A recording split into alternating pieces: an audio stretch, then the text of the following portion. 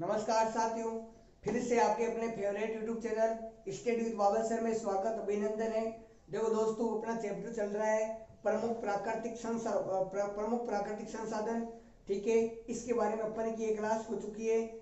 सबसे पहले अपन ने प्राकृतिक संसाधन पढ़ा था, उसके बाद में उसके प्रकार पढ़े थे।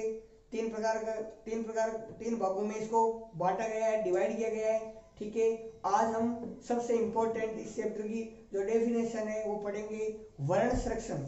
वर्ण संरक्षण से क्या तात्पर्य है? वर्ण संरक्षण वर्ण संरक्षण वर्ण संरक्षण का तात्पर्य है कि जो संसाधन है उसका अधिक से अधिक समय तक अधिक से अधिक मनुष्यों या मानव की आवश्यकता की पूर्ति हेतु विवेकपूर्ण यानी कि सावधानी से उपयोग हो। ठीक है, इसका वर्ण संरक्षण से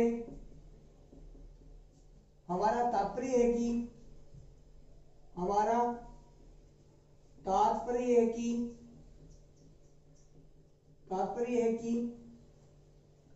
अधिक से अधिक समय तक अधिक से अधिक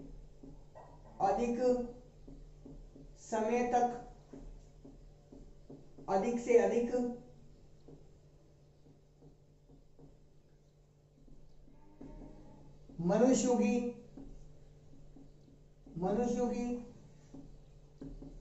आवश्यकता की पूर्ति हेतु विवेकपूर्ण से उपयोग हो।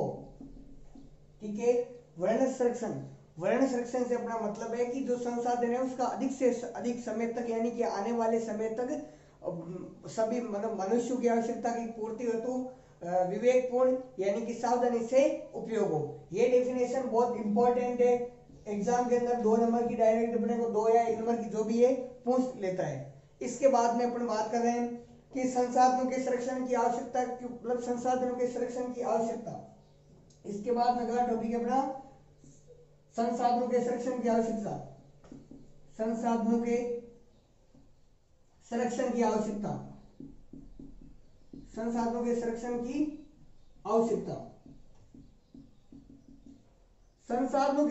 की आवश्यकता क्या पड़ी? संसाधनों के संरक्षण की आवश्यकता क्यों पड़ी? क्योंकि देखो, इसको थोड़ा सा समझते हैं। देखो, जैसे जैसे मानव की आवश्यकता बढ़ती जा रही है तो मानव ने अपनी आवश्यकता की पूर्ति हेतु संसाधनों को काम में लिया, प्राकृतिक संसाधनों का काम में लिया है। जैसे मान लो कपड़ा है, भोजन है, परिवहन साधन है या यंत्र है, और कच्चे जो माल की कई गुना क्या है खपत बढ़ गई है, जिससे क्या है कि जो प्रकृति है अपना प्राकृतिक का जो संतुलन बिगड़ गया है, और इस संतुलन के बिगड़ने से मानव का जो अस्तित्व है खतरे में है। अर्थात अपन कह सकते हैं कि मानव अगर प्रगति सही सुरक्षित नहीं रहेगी तो मानव पूर्ण रूप से खतरे के अंदर होगा। तो इनके संसाधनों के संरक्षण की क्या उपाय करें अपन? संसाधनों के संरक्षण की क्या उपाय करें जिससे मतलब कि मानव मतलब ज्यादा समय तक इसका उपयोग कर सके? तो इसके उपाय देखो, संसाधन के संरक्षण के उपाय क्या क्या है। संसाधन के संरक्षण के उपाय के बारे में बात करते हैं। संसाधनों के संरक्षण के उपाय के बारे में पढ़ते हैं।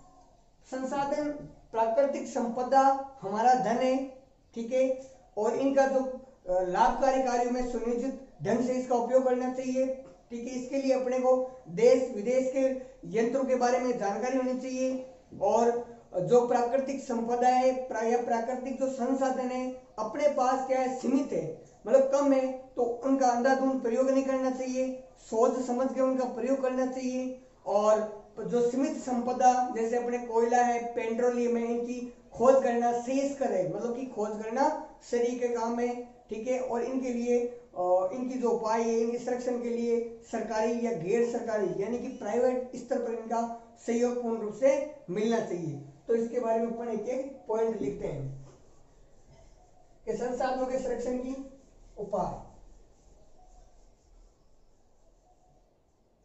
संसाधन के संरक्षण के उपाय। संसाधन के संरक्षण की उपाय, संरक्षण की उपाय। सबसे पहले अपने इसकी बात करते हैं अगर, तो नंबर 1, प्राकृतिक संपदा या प्राकृतिक संसाधन हमारा धन है। प्राकृतिक संपदा हमारा धन है, हमारा धन है, जिसे लाभकारी कार्यों में सुनियोजित ढंग से उपयोग हो, जिसे लाभकारी कार्यों में सुनियोजित ढंग से उपयोग हो। इसके लिए देश प्रदेश के संसाधनों के बारे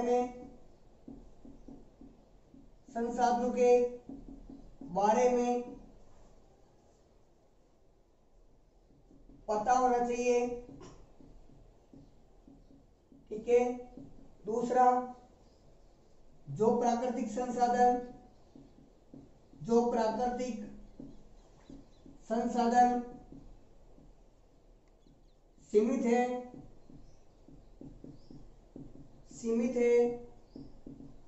उनका उपयोग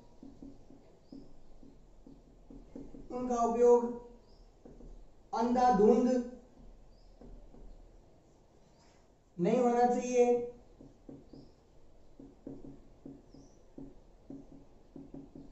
तीसरा, सीमित संपदा जैसे कोयला, पेट्रोलियम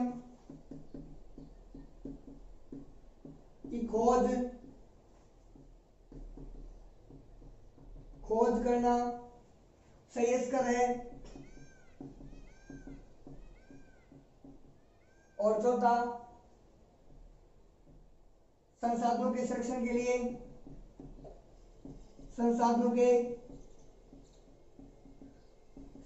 के लिए सरकारी तथा गैर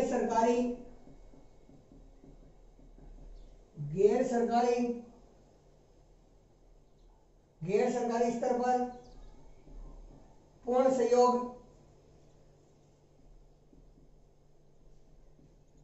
मिलना आवश्यक है।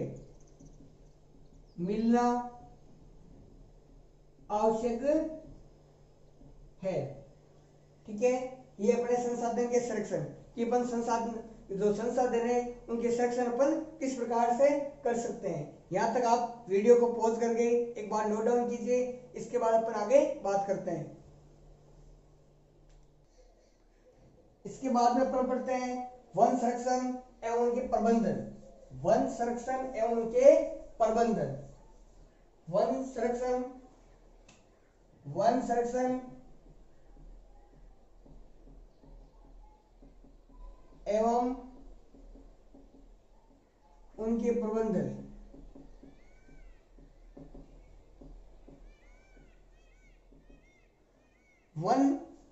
वनों का मतलब है कि अपना वन क्या है, प्राकृतिक अपनी संपदा है, अपने धन है।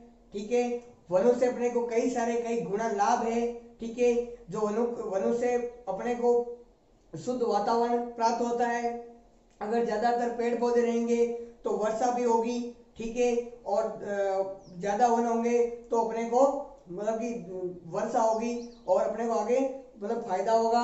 अपन वनों के बारे में थोड़ा सा पढ़ते हैं, क्योंकि देखो पहले जो वर्तमान समय में जो वन है उनकी कटाई बहुत ज्यादा होने लगी है, क्योंकि जैसे जैसे जनसंख्या में क्या हुई है, वृद्धि हुई है। और वृद्धि हुई है तो मानव की क्या आवश्यकता बढ़ गई है। और इतना मानव की आवश्यकता बढ़ गई, दोनों से मानव ने या मनुष्य ने इतना लकड़ी को काटा है, जैसे उसने सूखे पेड़ों के साथ हरे वृक्ष भी काटना शुरू कर दिए है। इससे क्या आने वाले समय में प्राकृतिक जो प्रगति का संतुलन है पूर्ण रूप से क्या है, बिगड़ जाएगा। ठीक है, और इसके बारे में थोड़ा सा अगर बात करें तो पहले के टाइम में अगर बात करें तो पूरी पृथ्वी पर 70% वन थे, पूरी पृथ्वी पर 70% भाग वन से गिरा था। लेकिन अभी वर्तमान में अगर वन की बात करें तो अपने वनों में 16 से 17% ही ऐसे भाग है जो अभी प्रेजेंट के अंदर बचे हैं। इसलिए अपने को वनों की अपने को ज्यादा से ज्यादा संरक्षण की आवश्यकता है या सुरक्षा करना आवश्यकता है, क्योंकि आने वाले समय में अगर वन खत्म हो जाएंगे तो बरसात नहीं होगी। ठीक है, और बरसात नहीं होगी तो सबसे बड़ा पर्यावरण में संकट आ जाएगा। इसलिए अपने को जो जितने भी वन है या वनों के बारे में अपने को सरकार से या गैर सरकारी स्तर पर अपने को उनकी सुरक्षा करनी चाहिए, उनके प्रबंधन करने चाहिए और कम से कम वन को काटने का प्रयास करने चाहिए। अगर अपन हर साल जितने पेड़ पौधे काट रहे हैं उतने ही अपने क्या है वृक्षारोपण अपने को करना चाहिए। ठीक है, तो इसके क्या प्रबंधन क्या उपाय है कि वनों को अपन ज्यादा से ज्यादा बचा सके, तो इनके बारे में देखते हैं। तो सबसे पहले वनों का प्रबंधन, इनके प्रबंधन की अगर बात करते हैं तो प्रबंधन में पहला चीज है वनों की पोषणीय स्तर तक की कटाई होनी चाहिए। वनों की पोषणीय स्तर तक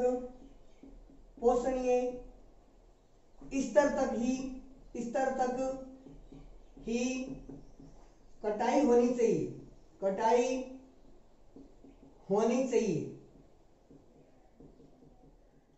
एवं वन काटने एंड वृक्षारोपण की दर का अनुपात समान होना चाहिए, अनुपात समान होना चाहिए। ये इसका पहला पॉइंट, यानी कि अपन जितने हर साल पेड़ पौधे काटते हैं उतने अपने को क्या है पेड़ पौधे लगाने चाहिए। ठीक है, दूसरा अगर पॉइंट की बात करें तो कृषि व आवास वन भूमि हेतु उन्मूलन एंड ज़ूम पद्धति कृषि पर पूर्णतया रोक लगानी चाहिए। देखो, उन्मूलन का मतलब होता है कि जो जितने भी इस प्रकार की जो खेती करना की जिस प्रकार उसको क्या करना, जो फालतू के पेड़ पौधे हो रहे हैं उनको पूर्णतया काट के जला के और वह इस प्रकार काट देना कि वापस वह पनप नहीं सके, उठ नहीं सके। ठीक है, और इसका तीसरा पॉइंट वनों की आग से सुरक्षा करनी चाहिए।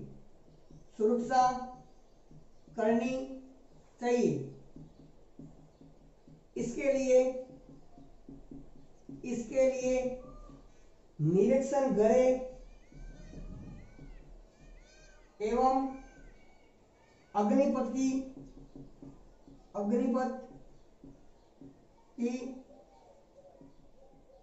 व्यवस्था होनी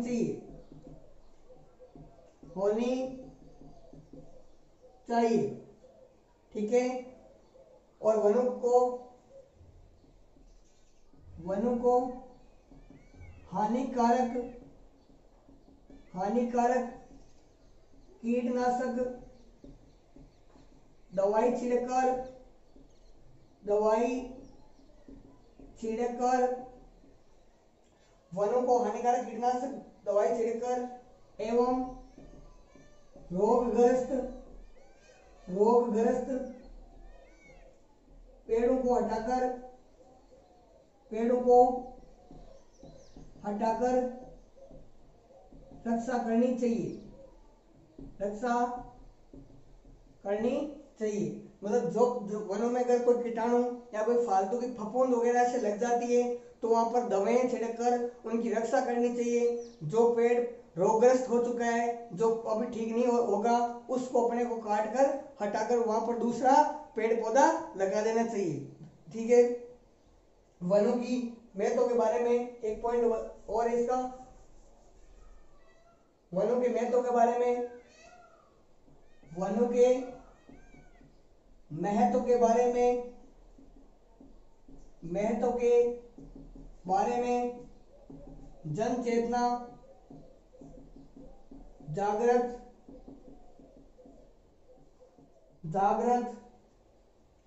की जाए।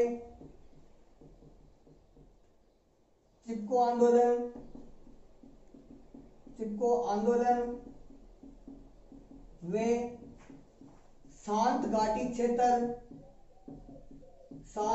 क्षेत्र इसी के उदाहरण है, इसी के ही उदाहरण है। अपने को वनों को इस प्रकार से बचाना चाहिए, इस प्रकार का अपने को प्रबंधन करना चाहिए और ज्यादा से ज्यादा हर वर्ष क्या करना चाहिए, पेड़ पौधे लगाने चाहिए। जितने अपन वृक्ष काट रहे हैं उनके अनुपात में अपने को पेड़ पौधे लगाने चाहिए। जोमपंथी का मतलब होता है इस प्रकार की जो कृषि है, खेती, जहां पर ऐसे पेड़ पौधों को काटना जहां पर वह पेड़ पौधे पनप नहीं सके, उड़ नहीं सके, ठीक है, ये जोमपंथी का अर्थ होता है। और वनों की आग से सुरक्षा करनी चाहिए। अभी हाल ही में जो अपने ऑस्ट्रेलिया के अंदर जो आग लगी थी वहां पर सैकड़ों हजारों पक्षी जीव जंतु मर गए थे, ठीक है, इसलिए इनकी रक्षा करनी चाहिए आग से। और कीटनाशक दवाएं छिड़ककर और रोगग्रस्त पेड़ों को हटाकर वनों की सुरक्षा करनी चाहिए। यहाँ तक आप वीडियो को पॉज करके नोट डाउन कीजिए, इसके बाद में अगला पॉइंट पढ़ते हैं। इसके बाद अपने अगला टॉपिक की बात करते हैं। अगला टॉपिक है सामाजिक वानिकी। सामाजिक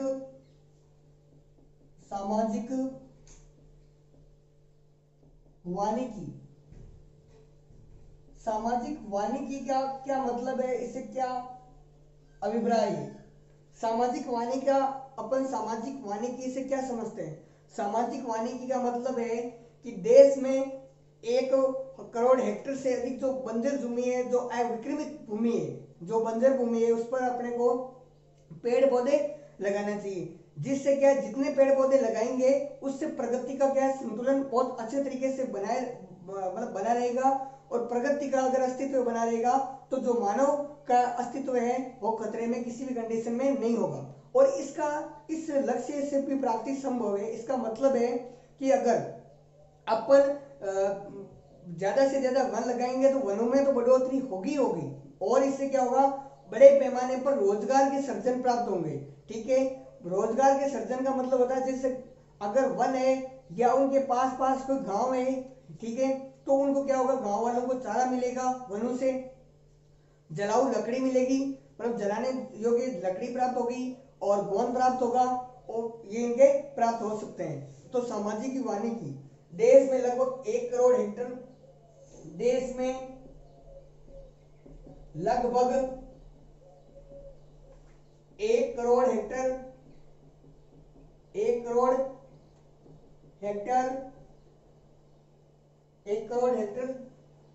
से अधिक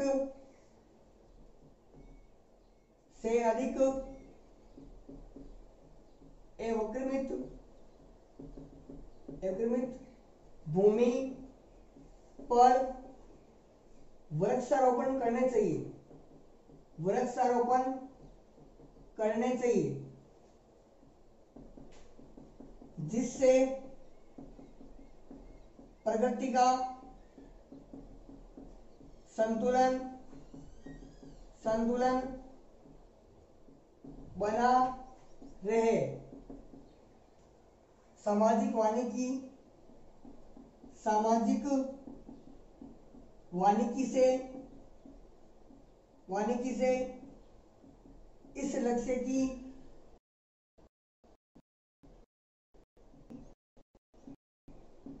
प्राप्ति संभव है कि न केवल वृक्षारोपण या न केवल वनों में वृद्धि होगी, बड़े पैमाने पर पैमाने पर रोजगार के सर्जन प्राप्त होंगे, रोजगार के सर्जन प्राप्त होंगे। ठीक है, सामाजिक वानिकी का मतलब यही है कि अपने को अपने देश में 1 करोड़ हेक्टेयर से जो अधिक जो बंजर भूमि है वहां पर अपने को क्या लगाना है, ज्यादा से ज्यादा पेड़ लगाने हैं। जहाँ पेड़ लगेंगे तो पेड़ क्या होंगे, जैसे ही बड़े होंगे तो उनके आसपास अगर गांव होंगे तो गांव वालों को चारा मिलेगा। ठीक है, और बड़े बड़े रोजगार के बड़े पैमाने पर रोजगार के सृजन प्राप्त होंगे। ठीक है, सामाजिक वानिकी के प्रमुख 3 घटक है। सामाजिक वानिकी के 3 प्रमुख घटक है। 3 प्रमुख घटक है। पहला घटक है कृषि वानिकी, कृषि वानिकी। ठीक है, दूसरा घटक है वन विभाग द्वारा, वन विभाग द्वारा नहरों, सड़कों व अस्पतालों के किनारों पर